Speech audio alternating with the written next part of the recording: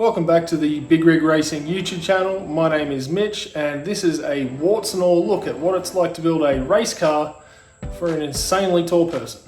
If you have been following along with this build in the last few episodes, you would know that we've had a few problems with the electrical system on the car and just getting it to fire. It seems to have a misfire, and then once we get it actually going, it's been melting and burning up ignition coils. So we seem to have somewhat sorted that out. I've got a few solutions here and we'll be getting to that into this video, but how we got to that video, or how we got to this situation we're in now, is quite the story. So buckle up, because it's about to get spicy. So when I posted that last video, Ross McLaren down in Brisbane jumped up and said, hey, I've got an extra engine harness here I've just pulled out of a new car build and an ECU, I'll send it up in the mail. And he did, he sent it up, and this is what happened to it. Residents waiting on a parcel could be waiting for some time after a truckload of deliveries exploded into flames. Somebody's parcels are going up in the smoke. The Star Trek truck was on its way to North Queensland with the important cargo. Now that video you just saw is a video of the Australia Post truck that my package was sitting on, going up in flames and completely destroying every single thing on it, including the rates notices for the local council here in Townsville that were printed in Brisbane. So half of Townsville didn't get their rates notices. So Ross, being the awesome guy he is, he jumped up and said, hey, I've got another one, I'll go and find you another one, and I got it and sent it up to me. And I can try and piece together the harness that's in the car. Now, as you can see in this box is the engine harness that was the second engine harness that Ross has sent me. But as you can see, in a few places it's been savaged when another person went and cut some stuff off it. And this is the plug for our ignition coil that I need to replace. Also in the box down the bottom is another ignition coil and an ECU for this model of car, which is awesome. And I tried to and figure out which plugs go where and splicing some stuff together, but I thought it may be a bit too difficult. So that's when I called an auto electrician to get some advice on how much it would actually cost for me to make one decent wiring loom out of the two that I've got. And his recommendation was it'd be at least $300, if not more, to put for him to have a look at it, put it all together, come up with one decent loom, new connections and things like that. So that's when I jumped online to Jolly's Auto Parts down in Dandenong and found a perfect, intact, wonderful engine wiring loom for this car, and they shipped it up to me from Melbourne in less than a week for $300 cash, which personally made a lot of sense considering I wouldn't have to try and figure out what parts go to where and getting an auto electrician in to try and figure it out. Inside this box is our new wiring loom, straight from Melbourne. And as you can see, it's all there, all intact, but what I am going to do is go through, pull all the old tape off and go through it and rewrap it in some fiber, electrical fiber tape that I've got over there, and make it all nice and neat and tidy for when we have to stick it back in the car, which hopefully will be in next couple of days. Right, so we've got our harness out here. I've just started pulling a few pieces off, and there's nothing worse than years old, probably 20 or 22-year-old electrical tape. It's been heated up and is now just nice and gross, but what we're going to rewrap it in is this fleece tape, or some people call it fiber tape. Fleece tape is what it normally goes by. I got this off carbuilders.com.au. It's actually underbody tape, but it's perfect for being in the engine bay and wrapping engine looms with. So carbuilders.com.au. I can't remember how much it was a roll, but it's not the cheapest stuff, but it's not overly expensive either. And we'll wrap our entire harness in that. I have 5 rolls of it, and we'll start wrapping now.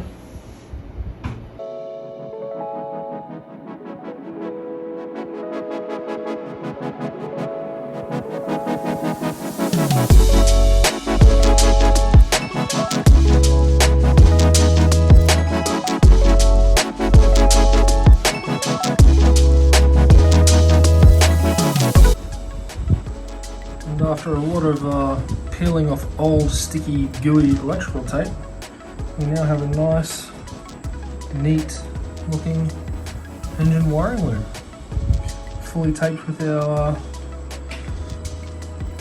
carbuilders.com.au fleece tape. So, in the morning we'll get up, we'll pull the old one out and we'll stick this one in and do a few different things and see if this will actually help fix our problems with melting the ignition coils and getting our car started. Alright, new day guys, and quite hot, 42 degrees today, and I've actually been working on the car. Just getting a new wiring loom in and making sure that it all fits, and I'll show what else we've got to do because I think we might be close to getting this car fired up. Alright, so we've got the wiring loom in, snaking around. We've got our, you can see there's no radiator in it. We're putting a new radiator in. I'll have to put a new alternator in it. I'll be doing that very shortly.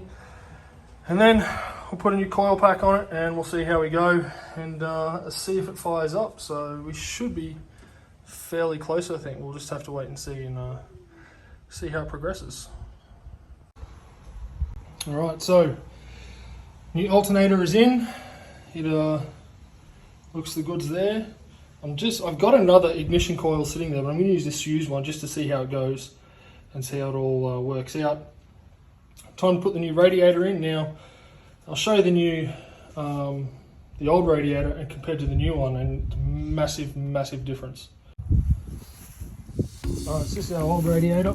As you can see, she's a bit janky, and I think there's a slow leak in there somewhere, so I decided we'll go ahead and replace it.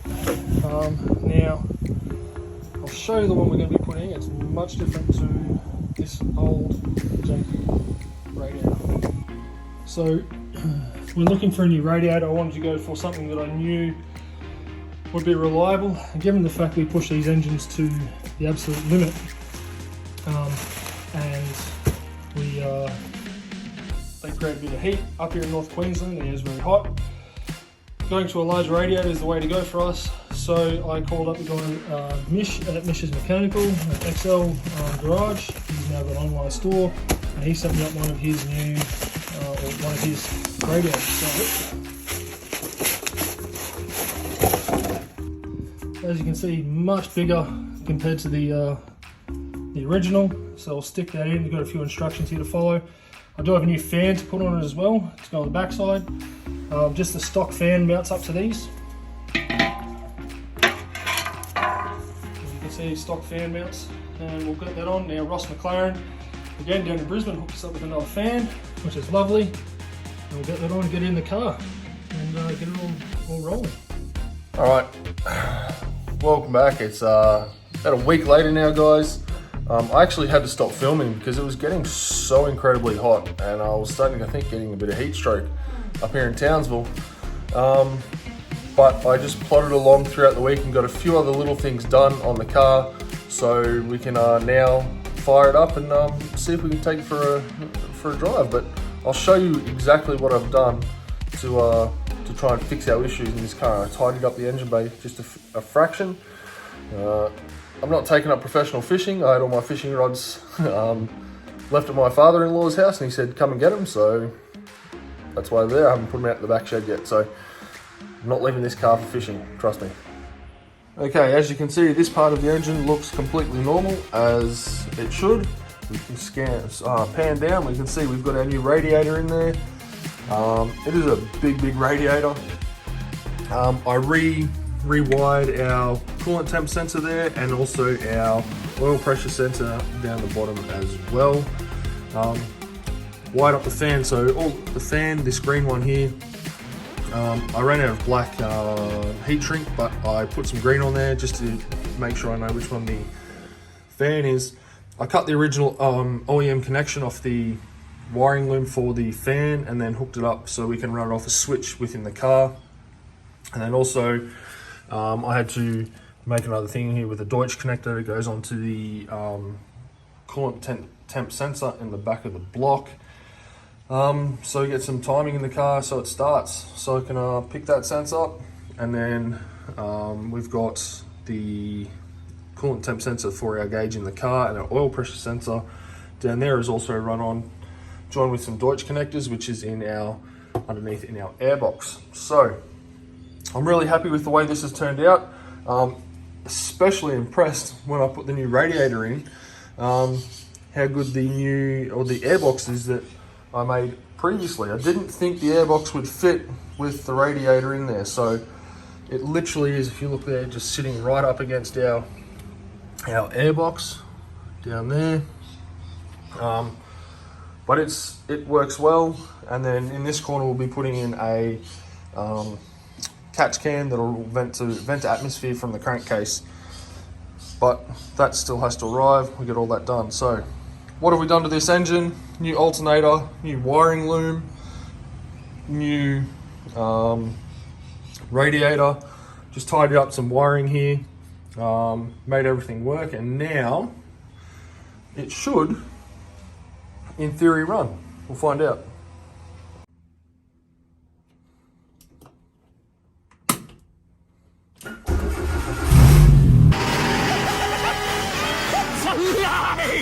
It's alive!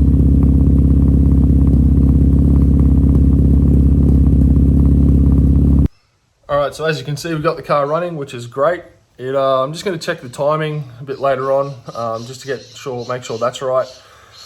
Oh, so it's running really rich at the moment, so I've got to change some sensors in there. Change the O2 sensor, I'll change the map sensor as well, and look at that, just try and get that running a little bit nicer. Obviously we don't have a cat in there anymore in the exhaust system, so that's also going to play a part in it as well. But super happy with the way that's working. It's about 9 o'clock in the morning on a Sunday now.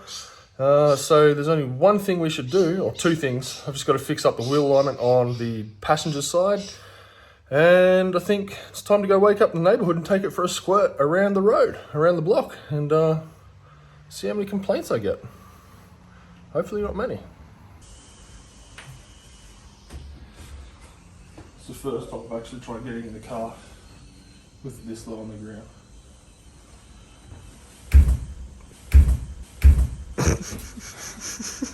There goes the kneecap.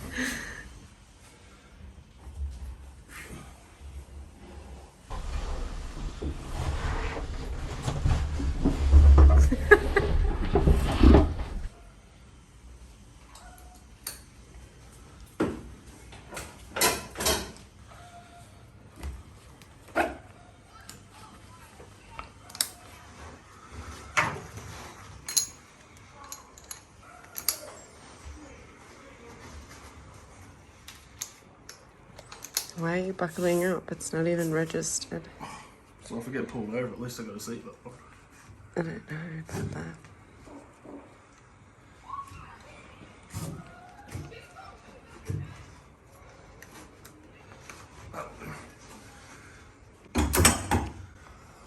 Alright.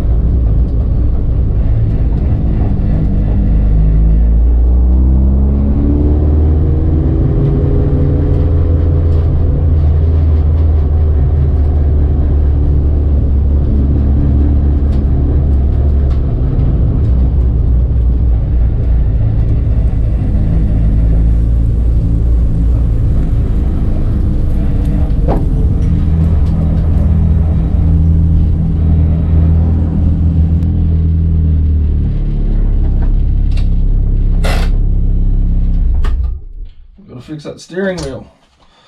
I'm glad we went for that drive.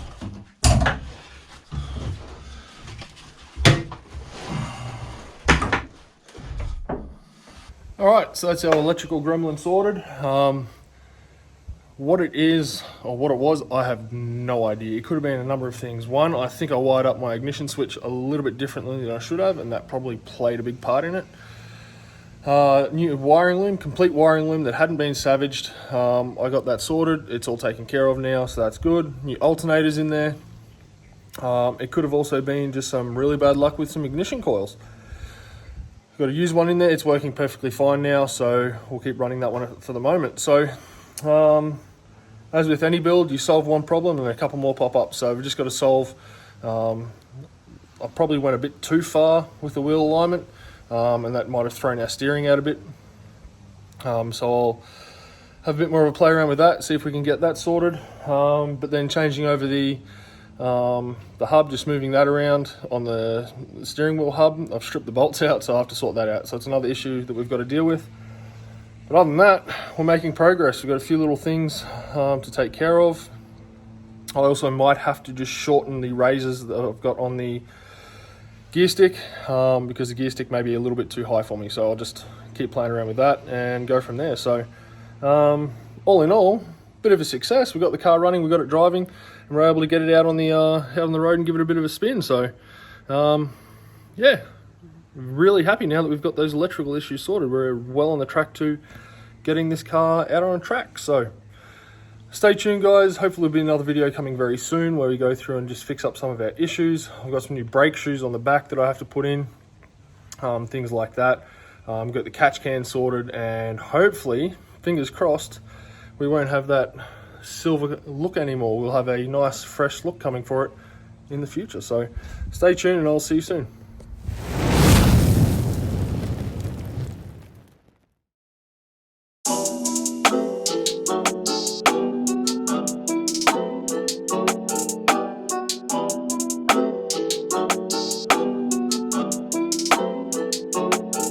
I'm in the big leagues, told her don't miss me, ballin' like Houston. Ay.